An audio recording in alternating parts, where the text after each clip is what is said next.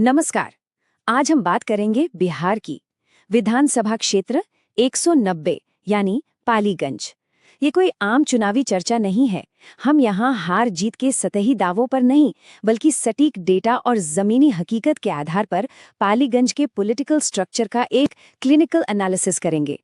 तो चलिए बिना वक्त जाया किए सीधे डेटा पर चलते हैं। आज के इस इंटेलिजेंस ब्रीफिंग में हमारा रोड मैप बिल्कुल क्लियर है।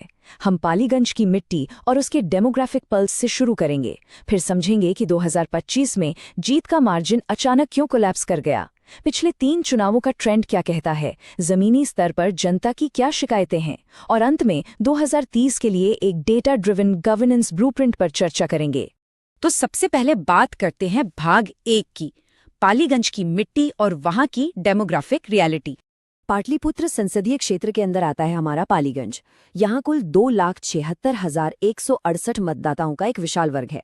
अब देखिए, ये सिर्फ एक नंबर नहीं है, ये इस क्षेत्र की मिट्टी, यहाँ की लोकल इकोनॉमी और लोगों की रोजमर्रा की आजीविका से जुड़ा हुआ एक जीता जागता समाज है।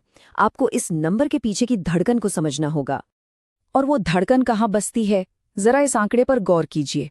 लगभग 96%, जी हाँ 95.84% वोटर पूरी तरह से ग्रामीण हैं। शहरी हिस्सा मुश्किल से 4% है। इस भारी एग्रेरियन डोमिनेंस का सीधा मतलब यह है कि पालीगंज की पूरी पॉलिटिकल इकोनॉमी खेती पर टिकी है। आप रूरल इंफ्रास्ट्रक्चर को इग्नोर करके यहाँ किसी भी तरह की इलेक्टोरल स्टेबिलिटी की उम्मीद बिल्कुल नहीं कर सकते। अब आते हैं दूसरे और सबसे क्रिटिकल हिस्से पर, मार्जिन कोलैप्स। 2025 के चुनाव में आखिर ऐसा क्या हुआ जिसने सबको चौंका दिया? अब जो डेटा हमारे सामने है ये बहुत कुछ कहता है। 2020 में सीपीआई एमएलएल के कैंडिडेट संदीप सौरभ ने 30,915 वोटों के एक अच्छे मार्जिन से जीत दर्ज की थी। 2025 में भी उन्होंने 44.48% वोट शेयर के साथ अपना बेस बचाए रखा, लेकिन जीत का मार्जिन गिरकर सिर्फ 6,655 वोट रह गया। ऐसा क्यों हुआ? क्योंकि विपक्ष में अपना अलायंस बदला और एलजेपी-आरवी को मैदान में उतारा। इससे एससी और अपर कास्ट वोटर्स का एक बहुत ही एक्यूट कंसोलिडेशन हुआ। वोट शेयर तो वही रहा, लेकिन मार्जिन स्ट्रक्चरली डिके कर गया। और इस दौरान जो सबसे बड़ा शिफ्ट दिखा वो था ये नंबर, 63.8% का वोटर टर्नआउट। ये कोई नॉर्मल प्रो इनकम्बेंसी उत्साह नहीं था। अगर आप इसे जमीन से जोड़ के देखें तो ये एक weaponised anti incumbency kinetic energy थी। लोग किसी के समर्थन में नहीं, बल्कि सिस्टम से अपनी नाराजगी जताने के लिए भारी तादाद में बाहर निकले थे। आगे बढ़ने से पहले हमें एक बात बहुत स्पष्ट रूप से समझनी होगी। जब हम ऐसे वोटिंग शिफ्ट्स का विश्लेषण करते हैं तो हमारा आधार भारत के संवैधानिक मूल्य होने चाहिए। चुनाव केवल आंकड़ों का खेल नहीं है, ये हर एक वोटर की गरिमा और उसकी आवाज का प्रतीक है। इसलिए एक जिम्मेदार विश्लेषक या नागरिक के तौर पर हमें सनसनीखेज दावों से बचना चाहिए। हमारा पूरा फोकस निष्पक्ष, तथ्यपूर्ण और वोटर के सम्मान को बनाए रखने वाले पब्लिक डायलॉग पर होना चाहिए।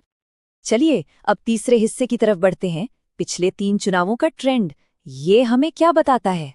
पालीगंज का इतिहास एक हाईली वॉलेटाइल माइक्रो शिफ्ट वाली सीट का रहा है। 2015 में यहां से आरजेडी जीती, 2020 में सीपीआई-एमएलएल ने बाजी मारी और 2025 में, जैसा हमने अभी देखा, सीपीआई-एमएलएल ने बहुत ही कम अंतर से अपनी जीत बचाई। ये पैटर्न हमें साफ दिखाता है कि एंटी इनकम्बेंसी से बचने के लिए विपक्ष लगातार अपने अलायंस की केमिस्ट्री बदल रहा है और इसी वजह से महागठबंधन को बार बार डिफेंसिव मोड में आना पड़ रहा है। अब आते हैं भाग 4 पर, ग्रीवांस एंड फ्रिक्शन मैपिंग। आखिर वो कौन से सिस्टमिक कारण हैं जो मार्जिन को लगातार कम कर रहे हैं? आपको याद है ना, हमने कहा था कि 96% आबादी ग्रामीण है। अब इन फेलियर्स के डॉट्स को कनेक्ट कीजिए। करीब 2028 लाख रुपए की आहर पाइन सिंचाई योजना में देरी हुई है। अब जब खेती के लिए पानी नहीं मिलेगा और लोकल इंडस्ट्री जीरो है तो युवाओं का पलायन यानी आउट माइग्रेशन तो होना ही है। और जब सोशल फैब्रिक इस तरह से टूटता है तो उसका सीधा असर वेलफेयर पर पड़ता है। यही वजह है कि आज इस क्षेत्र में 34% बच्चों में स्टंटिंग और 65% माताओं में एनीमिया जैसा गंभीर हेल्थ क्राइसिस देखने को मिल रहा है। ये सब आपस में जुड़े हुए हैं। अब एक दिलचस्प कॉन्ट्रास्ट देखिए।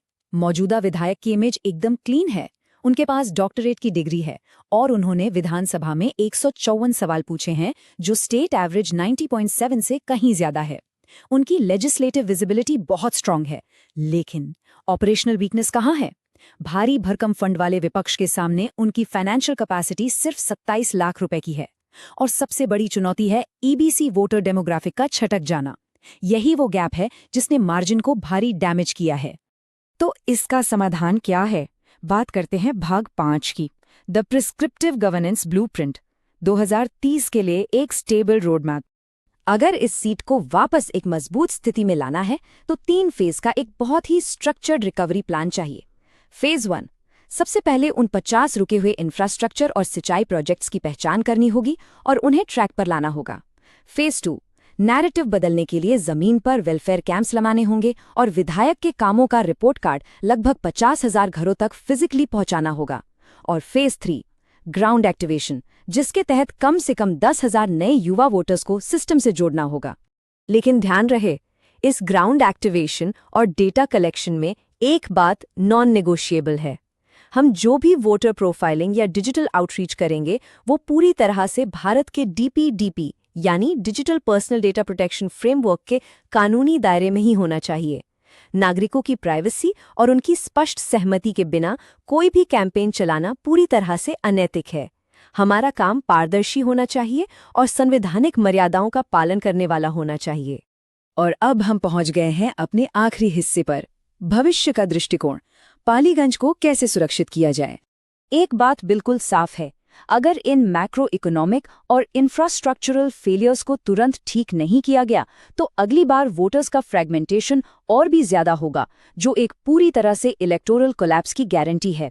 अब समय आ गया है प्रोएक्टिव और पीपल सेंट्रिक गवर्नेंस का। आने वाला चुनाव सिर्फ आइडियोलॉजी का नहीं बल्कि डेटा ड्रिवन एग्जीक्यूशन और जमीनी विकास का चुनाव होगा। For those seeking to become people-centric leaders and uplift constituencies, get in touch with blueprintstrategies.ai at mgr@blueprintstrategies.ai or call 08042041602. Purpose: Beyond Politics.